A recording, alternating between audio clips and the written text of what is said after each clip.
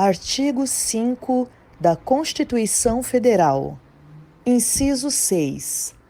É inviolável a liberdade de consciência e de crença, sendo assegurado o livre exercício dos cultos religiosos e garantida, na forma da lei, a proteção aos locais de culto e às suas liturgias. Inciso 8.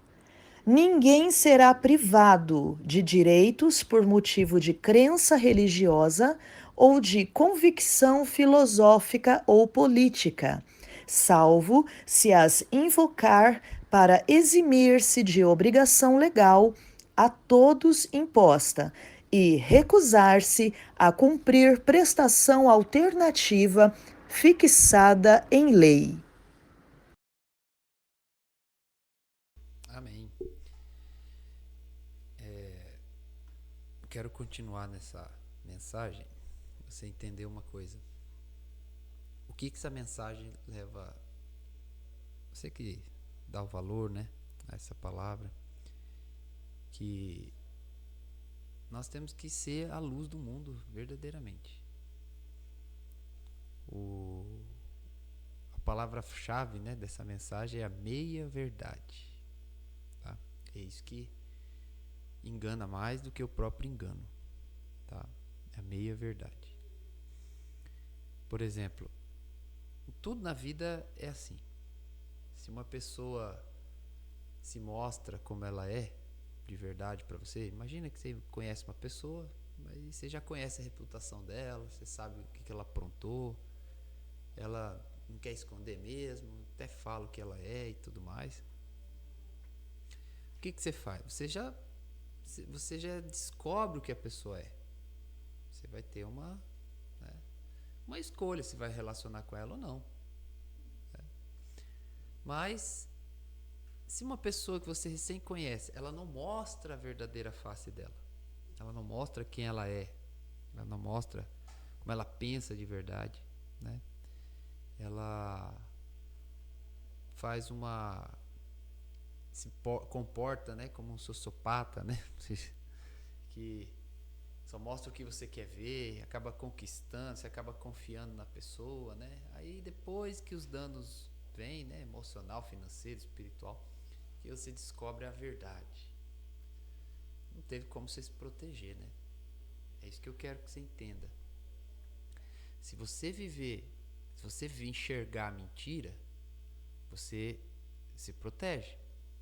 Mas se você viver, aceitar meia verdade, por não saber que é uma meia verdade, como que você vai se proteger? Como que você vai acionar o seu livre-arbítrio para não andar naquele caminho, não aceitar aquela influência, né? Então, eu quero trazer hoje aqui o que tem acontecido no meio cristão. Você que é cristão, eu vou meio começar hoje, tá, gente? Acredito que nós vamos estar falando mais disso depois, tá? Que aconteceu que a Bíblia ela tem sido mudada aos poucos, as traduções, tá? Aí é interessante você ficar com os olhos abertos sobre isso, tá bom? Por exemplo, você que usa aplicativo da Bíblia, tem tido uma atualização, né, principalmente um aplicativo aí bem conhecido, popular da Bíblia. Você atualiza e muda várias palavras na tradução. Verbos, concordâncias, palavras-chave de entendimento, e aí fica perigoso, né? Houve uma tradução, por exemplo, uma das traduções que houve uma atualização e mudou completamente os versículos, né? Inclusive até mesmo o coordenador que foi o coordenador da primeira produção dessa tradução, né? Em 2001, ele foi o coordenador da equipe de tradução, né? E agora em 2023 teve outra atualização que mudou muito. Interessante que nem consultaram ele, né? Ele que foi o primeiro que realizou. Ele veio no YouTube, né, o professor Luiz Saião, tá? Ele veio no YouTube e fez uma live especial para falar dessas mudanças que são drásticas, viu? São perigosas. E aqui não é papo teológico, tá, gente? Não é isso. Esse programa hoje não é teológico, não é questão só da questão hermenêutica, de interpretação. Vai mudar a interpretação, mas não é só sobre isso que a gente está falando. Por quê?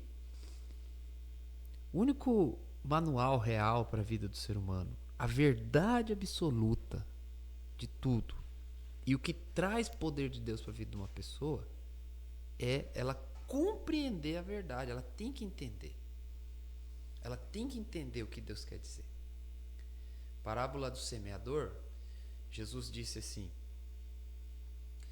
que há uma semente que cai na beira do caminho. O que é? É aquele que não entende a palavra. Ele recebe, por não entender, o diabo ceifa. Tem vários atributos espirituais nisso, mas se a pessoa não entende, aquilo não faz o efeito na vida dela. Existem níveis de entendimento espiritual. Colossenses 1:9 fala, Paulo ora e fala, oro para que os olhos do espírito de vocês sejam abertos, para que vocês tenham entendimento espiritual. A palavra entendimento ali é sunesis. É correr junto, é um rio que corre junto, uma correnteza, né? Você andar com a correnteza, tipo isso. Colocar um caiaquezinho no rio e a correnteza levar. Então, ou seja, olhos do entendimento é quando você entende e pensa igual a Deus. Isso não é só uma coisa acadêmica, isso é uma coisa de vida.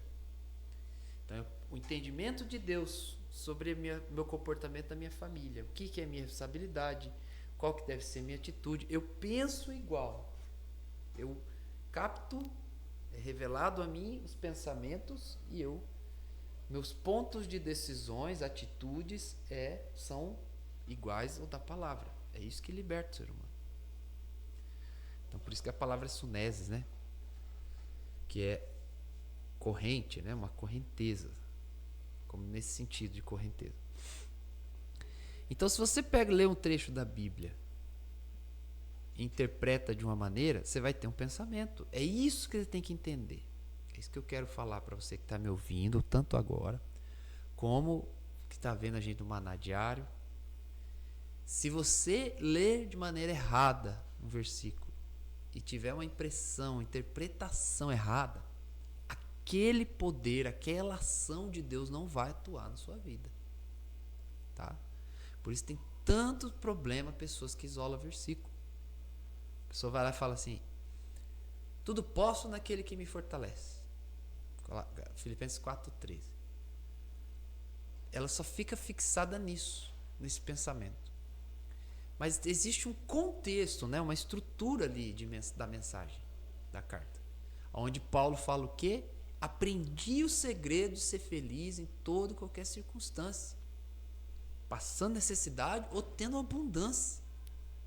Ou seja, ele está falando de dinheiro. Dinheiro não me faz feliz e nem a falta dele me faz triste. Isso é um dos maiores milagres que uma pessoa pode viver. O dinheiro não tem influência nenhuma na vida, no coração dela. Não tem amor ao dinheiro, esperança nenhuma no dinheiro. A qual tem ocorrido muito, né? Ministros poderosos de Deus se perdido por causa do dinheiro. Outros estão fazendo o caminho inverso, né? Levi Mateus, por exemplo, trabalhava na coletoria para Roma. Ele trabalhava para o Estado romano.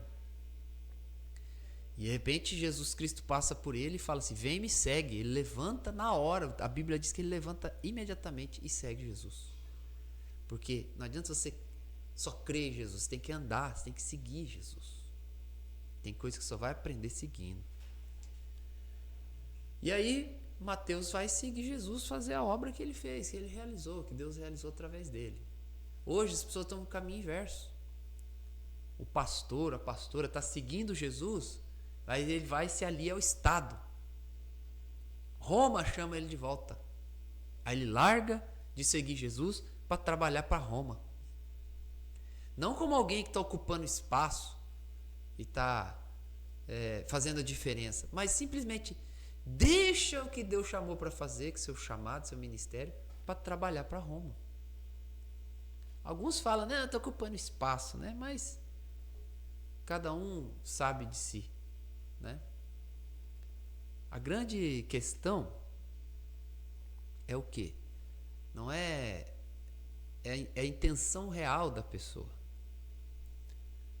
Então a pessoa vai lá e começa a trabalhar para Roma. E vive para Roma. E vive totalmente para Roma. E faz as vontades de Roma. E se alia a Roma. Não tem nem convicção, não sabe nem se Deus quer apoiar aquele romano, né? Aquele César, né? Aí eu apoio o César. Quem entendeu, entendeu. Então, tudo isso por quê? Amor ao dinheiro. Mas voltando pro trecho. Amor ao dinheiro não é só querer ficar rico, tá? É depender do dinheiro. Dependência total. O dinheiro faz a diferença no humor, na espiritualidade da pessoa. Tá, mas voltando. Então tem muitos trechos da Bíblia que foram alterados em algumas versões. Tá? E você não precisa saber, ter todas as Bíblias na sua casa para falar assim, mas e agora? Vou ter que comprar todas as traduções? Né? Não é isso, né? Como é que a gente vai pedir para uma pessoa recém-convertida, cheia de... que é humilde, né? Que tem que cuidar do seu lar, da sua casa, ela tem um monte de Bíblia em casa. Não é isso. Deus fez tudo certo, você vai entender daqui a pouco.